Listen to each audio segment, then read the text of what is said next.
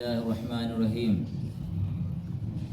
وإذ استسقى موسى لقومه فقلنا اضرب بعصاك الحجر فانفجرت منه 12 عينا قد علم كل أناس مشربهم كلوا واشربوا من رزق الله ولا تعثوا في الأرض مفسدين وإذ قلتم يا موسى لن نصبر على طعام واحد فادع لنا ربك يخرج لنا مما تنبت الأرض من بقلها وقصائها وفومها وعدسها وبصلها قال أتستبدلون الذي هو أدنى بالذي هو خير اهبطوا مصر فإن لكم ما سألتم وضربت عليهم الذلة والمسكنة وباءوا بغضب من الله ذلك بأنهم كانوا يكفرون بآيات الله ويقتلون النبيين بغير الحق ذلك بما عصوا وكانوا يعتدون۔ بنی اسرائیل ہی کا تذکرہ اللہ رب العالمین ان دونوں آیتوں میں فرما رہا ہے، فرماتا ہے کہ وَإِذِ اسْتَسْقَىٰ مُوسَىٰ لِقَوْمِهِ، جب موسیٰ علیہ السلام نے اپنی قوم کے لیے اللہ سے پانی مانگا، فَقُلْنَا اضْرِب بِعَصَاكَ الْحَجَرَ، تو اللہ فرماتا ہے کہ پس ہم نے کہا کہ تو اپنی لاٹھی پتھر پر مار، فَانْفَجَرَتْ مِنْهُ 12 عَيْنًا، موسیٰ علیہ السلام نے اپنی لاٹھی پتھر پر ماری تو اس سے 12 چشمے پھوٹ پڑے۔ قد علم کل اناس مشربہم، ہر گروہ نے اپنا چشمہ پہچان لیا۔ کلو وشربو من رزق اللہ، اللہ فرماتا ہے کہ ہم نے کہا کہ کھاؤ اور پیو اللہ کے دیے ہوئے روزی میں سے، ولا تعثوا فی الارض مفسدین، اور زمین میں فتنہ فساد نہ پھیلاتے پھرو۔ یہ میدان تیہ کا واقعہ ہے یا کوہ یا وادی سینا کا واقعہ ہے۔ بنی اسرائیل کے اصل میں 12 قبیلے تھے، تو 12 قبیلوں کے حساب سے موسیٰ علیہ السلام نے جب لاٹھی ماری تو 12 چشمے پھوٹ نکلے پتھر سے، اور ہر قبیلے کا الگ الگ چشمہ تھا، اور ہر قبیلے والا اپنے اپنے چشمے ہی سے پیتا تھا۔ موسیٰ علیہ السلام نے کہا کہ بھائی کھاؤ پیو اور زمین میں فتنہ فساد نہ پھیلاتے پھرو۔ وَإِذْ قُلْتُمْ يَا مُوسَىٰ لَن نَّصْبِرَ عَلَىٰ طَعَامٍ وَاحِدٍ، اور وہ وقت بھی یاد کرو جب تم نے کہا کہ اے موسیٰ ہم ایک کھانے پر صبر نہیں کر سکتے ہیں۔ یہ قوم اصل میں اتنی ناشکری تھی کہ ان کے لیے من و سلوہ آسمان سے اتر رہا تھا۔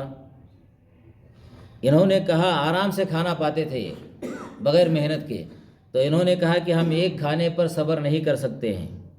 کہا فَادْعُ لَنَا رَبَّكَ يُخْرِجْ لَنَا مِمَّا تُنبِتُ الْأَرْضُ، انہوں نے کہا کہ موسیٰ ہمارے لیے اللہ سے دعا کر دیجئے کہ اللہ رب العالمین زمین سے ہمارے لیے وہ چیزیں نکالے، زمین سے ہمارے لیے زمین کی پیداوار کو نکالے۔ بھئی وہ آسمان سے اترتے تھے من و سلوہ، اب یہاں کہا زمین سے جو پیدا ہوتی ہیں جو چیزیں ہم ان میں سے کھانا چاہتے ہیں۔ وہ چیزیں کیا تھیں؟ من بقلہا و قصائہا و فومہا و عدسہا و بصلہا، سبزی، ساگ، و قصائہا ککڑی، و فومہا گیہوں، و عدسہا مسور، و بصلہا اور پیاز، یعنی یہ کھانا انہوں نے مانگا۔ قال اتستبدلون الذی هو ادنی بالذی هو خیر، موسیٰ علیہ السلام نے کہا کہ کیا تم اللہ سے بہتر کے بدلے ادنا چیز مانگتے ہو؟ بہتر کے بدلے ادنا ہے نا چاہتے ہو تم؟ اہبطوا مصر، اللہ نے کہا کہ تم شہر میں داخل ہو جاؤ، کسی بھی شہر میں۔ فإن لکم ما سألتم، تمہارے لیے شہر میں وہ ساری چیزیں ہوں گی جن کو تم چاہتے ہو۔ وضربت علیہم الذلۃ والمسکنہ، اور ان کے اوپر ذلت اور مسکنت مسکینی ڈال دی گئی۔ وباؤوا بغضب من اللہ، اور وہ اللہ کی طرف سے غصہ لے کر کے لوٹے۔ ذالک بانہم کانوا یکفرون بآیات اللہ، اور یہ اس لیے کہ انہوں نے اللہ کی آیات کا انکار کیا اور وہ نبیوں کو ناحق قتل کرتے تھے۔ ذالک بما عصوا وکانوا یعتدون، اور یہ سب اس لیے کہ انہوں نے اللہ کی نافرمانی کی اور وہ حد سے تجاوز کرنے والے تھے۔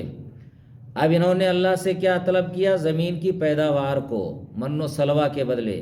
تو اللہ رب العالمین نے کہا کسی بھی شہر میں چلے جاؤ جب شہر میں جاؤ گے پھر وہاں تم جوتو گے، بوؤ گے، زمین سے غلہ پیدا کرو گے تو کھاؤ گے۔ پھر اللہ نے کہا کہ ان کے اوپر ذلت اور مسکنت، کیونکہ انہوں نے ناشکری کی اللہ رب العالمین کی، استکبار کیا، تو اس کی بنا پر ان پر ذلت اور مسکنت کیا مسلط کر دی گئی، اور یہ ہمیشہ کے لیے یہودی چاہے جہاں آج رہیں ان کے اوپر ذلت اور مسکنت ہے۔ لیکن قرآن میں جگہ اللہ نے کہا ہے کہ ان کے اوپر ذلت اور مسکنت رہے گی۔